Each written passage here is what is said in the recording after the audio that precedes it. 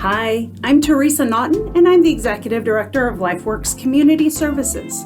Thank you so very much for joining us today for an art lesson. This art lesson features Kennedy, Kelley, and also Eric Anderson, the director of the Blanden Memorial Art Museum. So to fully participate in this art lesson, you're going to need a few things. You're going to need a canvas, paints, a palette, brushes, a rag, water, and an easel might be helpful.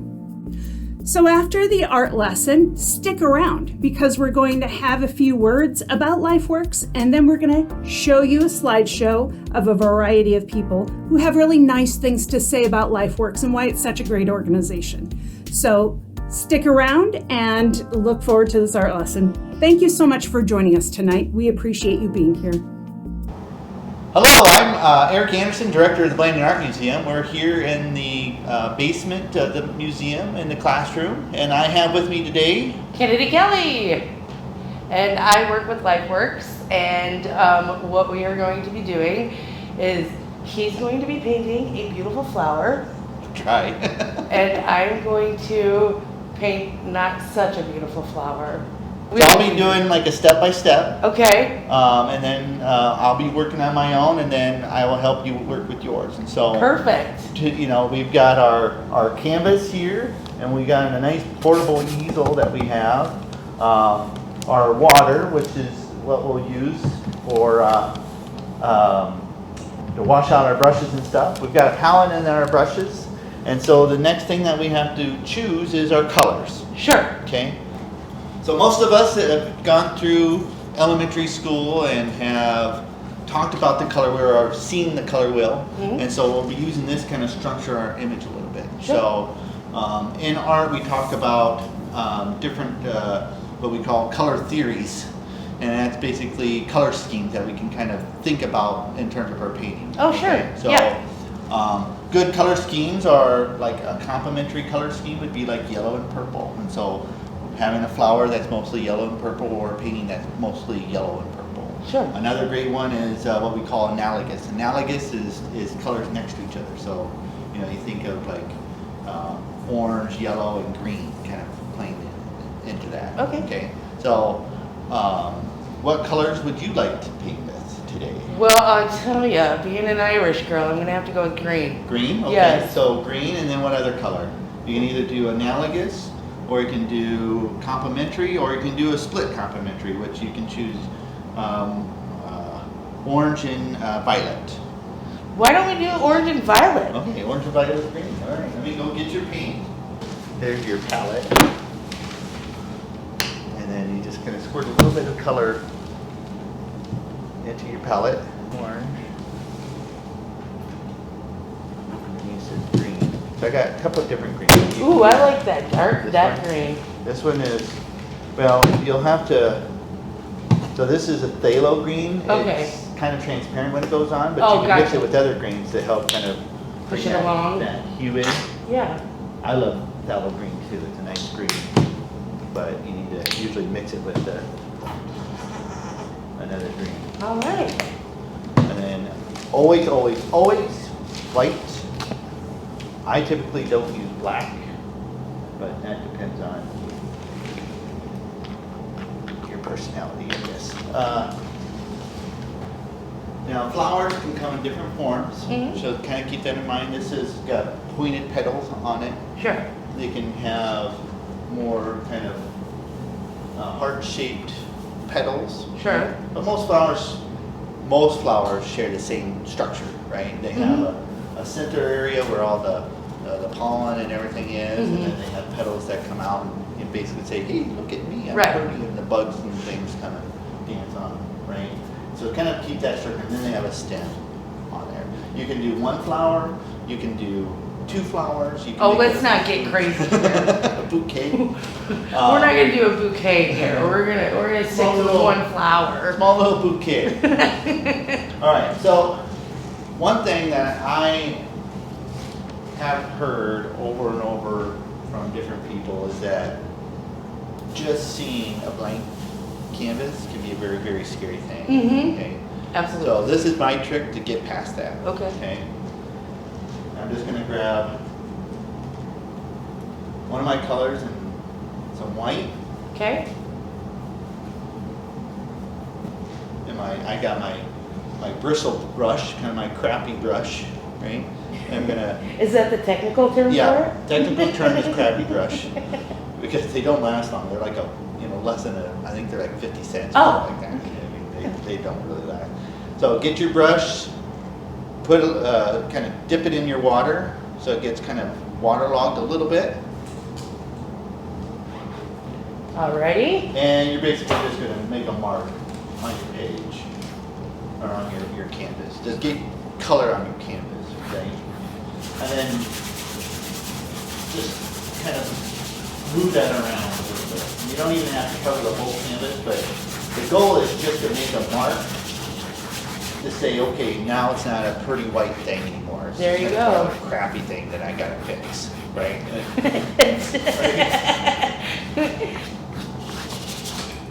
My little green brush. Little green brush. Yeah. This- You know, a lot of painting is a lot of drawing too. Mhm. So basically what I'm going to do now is I'm just going to grab just a straight color and I'm mixing a little bit of water in there with it just to make it flow a little bit better. Okay. Alrighty. And now comes the hardest part, the composition. Oh, jeepers. Right. That sounds like a fancy word. How are we there. where are we gonna put the flower? How big it's gonna be? You know, what's its relationship to the edges, to the bottom, right? So I'm gonna make mine. So if we think of a canvas, you can think of it. The center marks are here. Right. I'm gonna put mine just slight off center, and I think I'm gonna make some kind of round petals. Round petals. we're Round going, petals. And so I'm just kind of sketching in with the color. This doesn't mean that this is the color that the petals will be. I'm just trying to get a rough guess of what the flower's kind of gonna look like. huh? Okay. Whew. I'm not gonna lie. I'm a little intimidated right just now. do it. Just knock it in there, right? And so that kind of gives me a sense. Okay, I got one flower, right? And I know that. I think I'm gonna bring my stem down to the center. I think I'm gonna do another flower over here, just because I think. And this is all coming from my head, which is great, because then most people know what a flower looks like, and so these are kind of generic, stylized flowers. So we're kind of doing abstraction right now because we're not really looking at anything. We're making it off the top of our head, right? So I feel kind of. you own this Saying world. that I'm an abstract artist right You now are. just makes me feel super special. You have no idea. And then I'm going to do, let's see, another stem. I know that this stem's going to come behind that, so I'm not really, I could draw it in, but I want it to connect here. So I got my two stems there, and you can put in, they can go into a little vase if you wanted to, with some water, but you don't have to. They can just terminate somewhere else. That we need some leaves because flowers need leaves. Of course.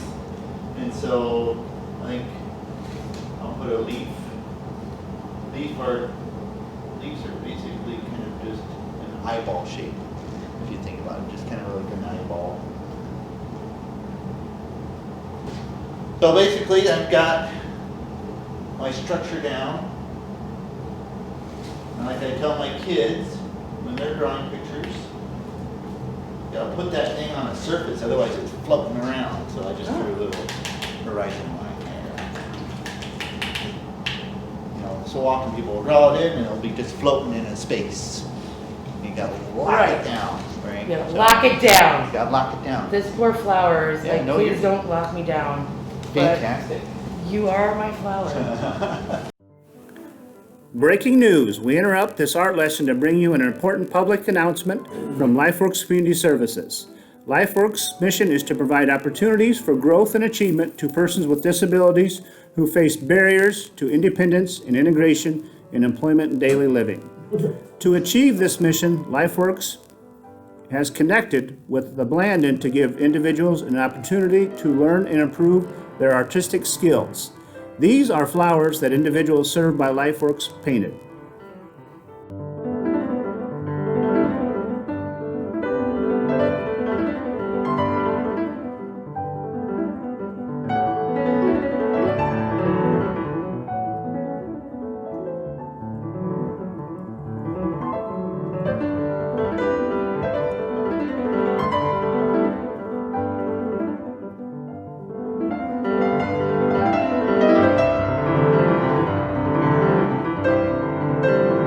We now return to the art lesson featuring the Blanden's Executive Director Eric Anderson and Kennedy Kelley. So now it's basically going after, where you want to go after next. Do you want to paint the petals? Should we paint the petals next? Yes, let's paint petals. So then you got to determine what color flowers are you going to have. And then grab that color. And just know, if this is wet, you're going to pick a little bit of that up, which is fine. Mm-hmm. But if not, then no worries. And so now I'm just going in to the mark I'm drawing. I'm trying to stay within that area. I'm just kind of filling it in. And you'll see that the brush will make marks, and you'll either love those marks, or if you don't like the marks, and you can kind of paint them out. But the marks can actually help the viewer understand what that petal's doing. Right. So kind of keep that in mind as you go along. So you want to kind of keep solid colors. We'll work in solid colors first, and then we'll go in and start messing around with value, give the flowers some structure and stuff like that. Okay. But start with solid. This is kind of the blocky. You want to block things in. All right, how you doing on your flower? Well, I'll tell you. Good? Right? You can tell it's a flower. Fantastic. Now, what I would maybe suggest is that the petals, you add a little bit of white to that. Sure. Kind of lighten the petals up a little bit. Because I think you don't want them to blend too much into your stem structure and your leaf structure. You could have Just added the white without having to.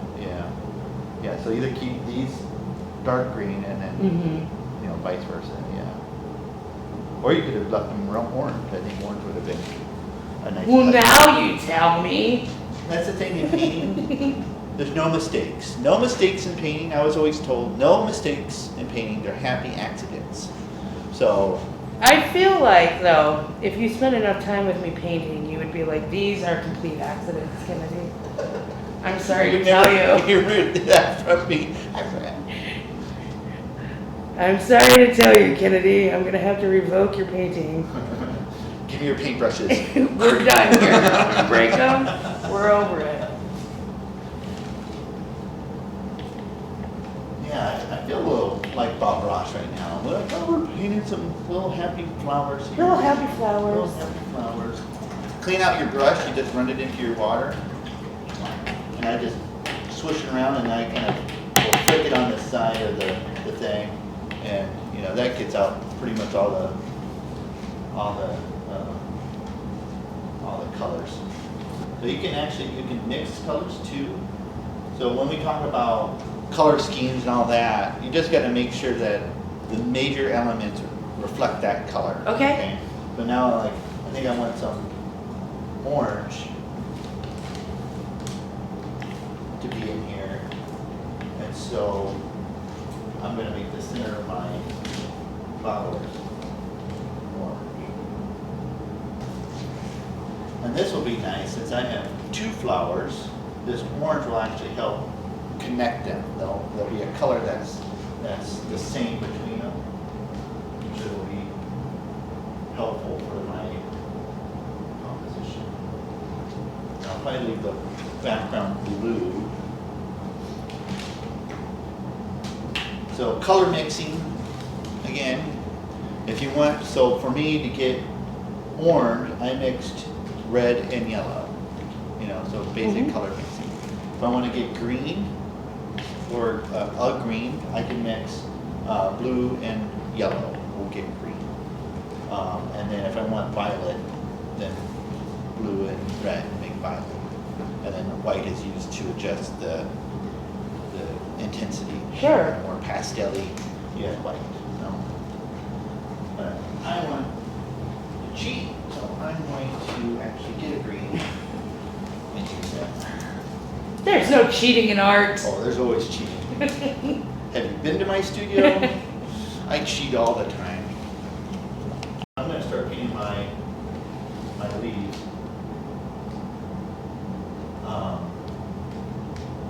One trick that I have picked up on, if you want to get some kind of more kind of spatial quality to your leaves. So I painted one side. You can kind of see I just kind of painted one side. And if you think of leaf, they have that center vein. Oh, sure. That separates the two petals. And so now I'm going to get my green. I'm actually going to mix a little bit of red with that because that will darken it down. And then I just throw some green down there. Not what it's going to be, but I think that'll be, yeah, it might stay green. Who knows? And we're painting on canvases here, which are traditional. A lot of people don't realize that some of the first paintings were done on wood panels. So Really? a lot of people don't even know that, like the painting of the Mona Lisa. Is Yeah. that on canvas? I thought so. No, it's on an oak panel. It's on, Really? It's on wood. Yeah. How big do you think the Mona Lisa is? Like with your hand, show me. Well, I always assumed it was like huge. Yeah, it's all yay big. Are you serious? Tiny. Well, now And it's on wood. A lot of people don't realize that. You know why it was on wood? So some of the first paintings weren't even oil paintings. Oil paintings is a newer invention. Mm-hmm. Some of the first paintings were all egg tempera, and egg tempera is very, very tricky. It's got to be on a very stable surface, one that doesn't fluctuate. Really? Canvases fluctuate, right? Yeah. So egg tempera was always painted on wood or something solid. And so when they started using oils, the tradition of painting with egg tempera just followed. And so everybody just kept on painting on wood. They didn't start making the transition to canvas because they wanted to do bigger paintings, and you can't do that with wood. And so that's when they made the transition to stretch canvases and stuff. So. Sure. That's interesting. I had no idea. Anyway, so how's yours coming out? I mean, I don't want to brag, but Yeah, I think it's looking pretty good. Yeah. Now, if you want to do one thing, so you got that sponge, mm-hmm. right? Take this sponge, and I just got it just a little damp. You don't want it too Okay. wet, right? Yep. And so what color is your, so if you want to take a little bit of, if you want to mix, maybe just grab a little bit of this purple, Mm-hmm. and then I'm going to grab a little bit of blue. We'll see if we can mess our paintings up a little bit here. Oh, I'm sure I can. So I'm going to take my sponge. Mm-hmm. I'm just going to kind of sponge the texture onto my center there to kind of get that idea that there's little polyps coming up, you know. Now the great thing is if you don't like it, just maybe just paint over it. Yeah. You go away.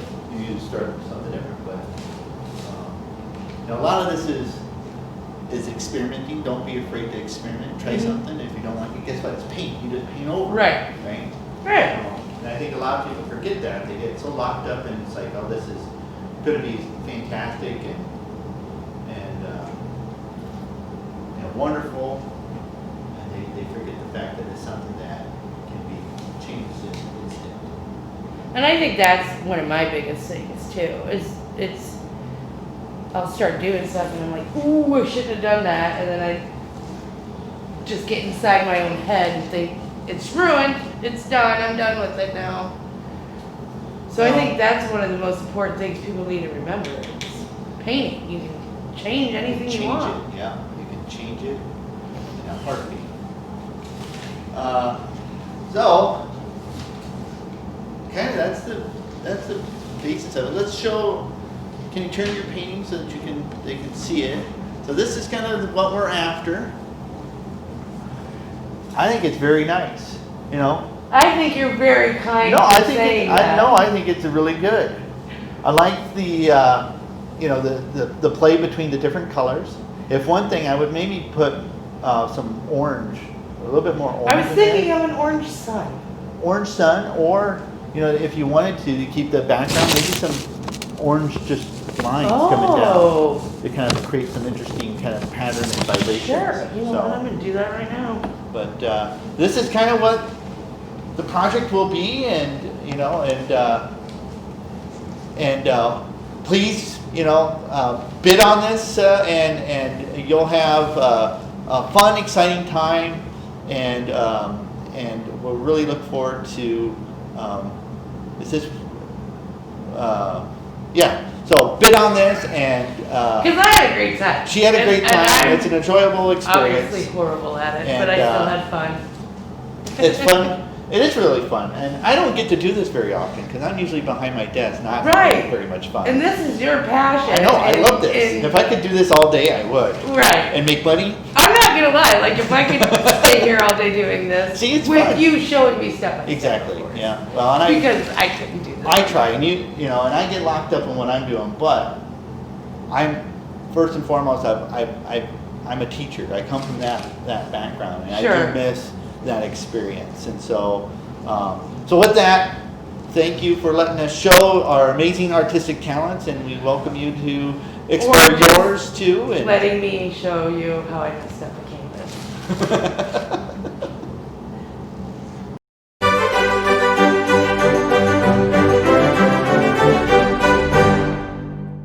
Hi, I'm Kelley. You might remember me from doing Arts Tonight with Eric. This is my friend William. You did art? I did do art tonight. Do you think that I couldn't do art tonight? Okay. Okay, you think I didn't do art?